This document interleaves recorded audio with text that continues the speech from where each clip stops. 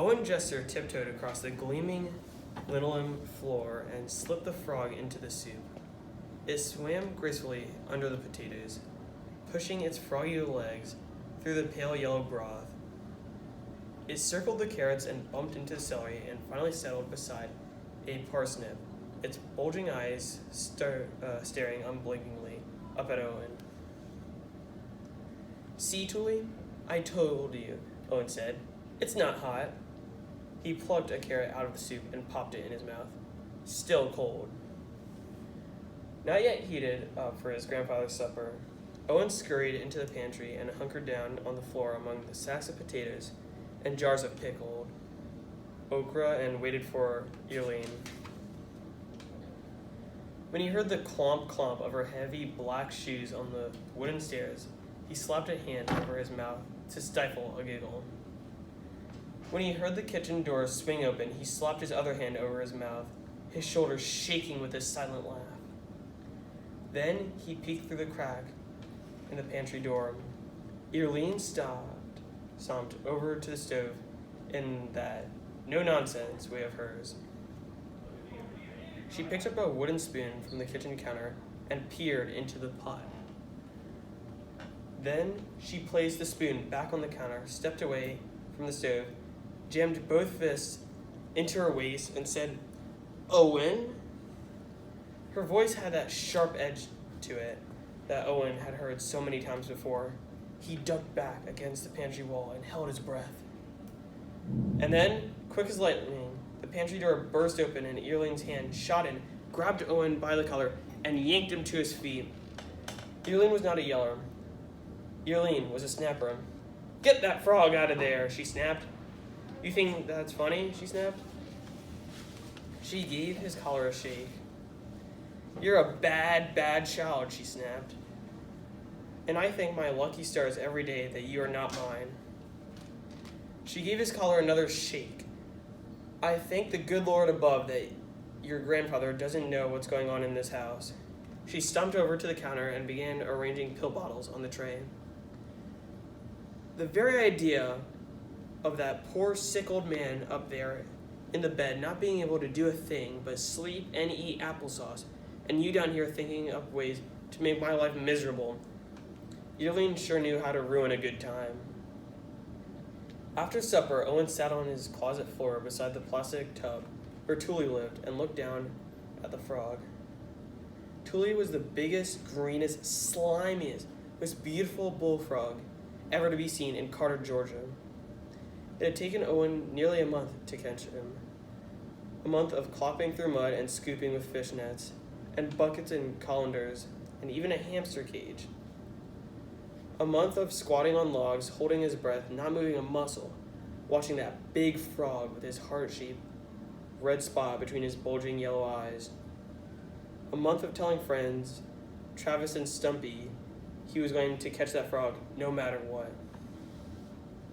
Then one day, just last week, he did.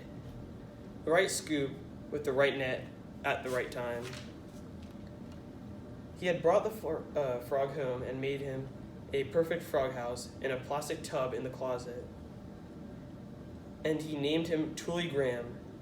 Tully after his cousin who lived in Alabama and played in a rock and roll band and wore leather bracelets and made everyone mad when he came to Georgia to visit the family at Thanksgiving. Everyone but Owen, who thought Tully was cool. And Graham after the big pond where the bullfrog had lived before Owen caught him. Graham Pool. Owen poked the frog with his finger. "Come on, Tully," he said. "You gotta eat something." But Tully wouldn't even look at the dead fly that Owen had dropped into the water in the tub.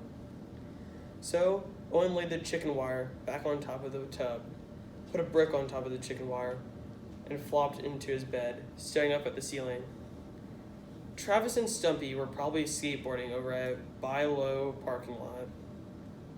Maybe they were throwing rocks at the Quaker State oil sign out on Highway 11. Or maybe they were thinking up some great new way to torture their dreaded enemy, Viola. But Owen was stuck here in his bedroom thanks to Eileen, who had tattled on him big time as soon as his mother had gotten home from work. He could tell his mother had thought that the soup trick was at least a little bit funny. He had seen the corners of her mouth twitch when Earlene went on and on about what a bad, bad boy he was. But his mother told his father, and his father had slammed his fist on the kitchen table and hollered at Owen. And now, here he was in his bedroom, just him and Thule. Owen wished they had never moved in with his grandfather. He wished that he still lived in that little house over on Tupelo Road. Travis had lived next door, and Stumpy had lived across the street.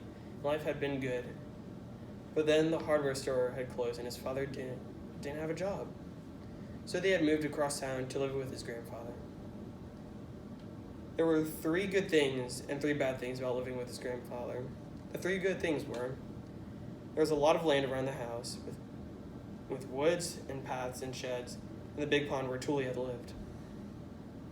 There was a falling down barn behind the house that filled with stuff, like a rusty unicycle and a crate full of horseshoes and about 100 rolls of chicken wire. Train tracks ran behind the woods below the house, and every few days the whistle blew late at night as the train roared through Carter. The 3 bad things were Earlene had been working for his grandfather for as long as Owen had been alive, maybe longer. Earlene was grumpy and needed everything to be clean. Travis and Stumpy lived farther away, sometimes did things without him, and Viola lived next door. Owen did not like Viola. There were a lot of reasons why he did not like Viola, but the first 4 were, Viola was nosy, Viola was bossy, Viola wore glasses that made her eyes look big like a fly's, Viola was a know-it-all. There was only one good thing about Viola. She had allergies. Viola was allergic to pine and grass and dust and dogs and just about every good thing in life. This was a good thing because it meant that Viola didn't like to play in the woods or the fields or down by the pond, and she never went inside. She never went inside Owen's grandfather's house, where Owen's dogs, Pete and Leroy, left tumbleweeds of fur along the baseboards of every room. Owen checked on Thule one more time before he turned off the lamp beside his bed. Then he sat by the window and took a deep breath of the summer night air. It smelled like pine and grass and honeysuckle. Far off in the distance, the train whistle blew.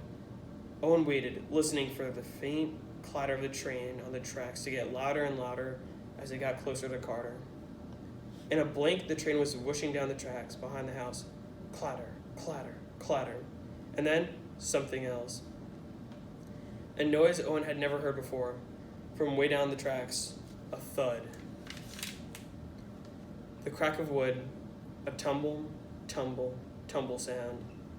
Then the clatter, clatter, clatter of the train grew fainter and fainter, until the only sound left was the chirp of the crickets in the garden beneath the window.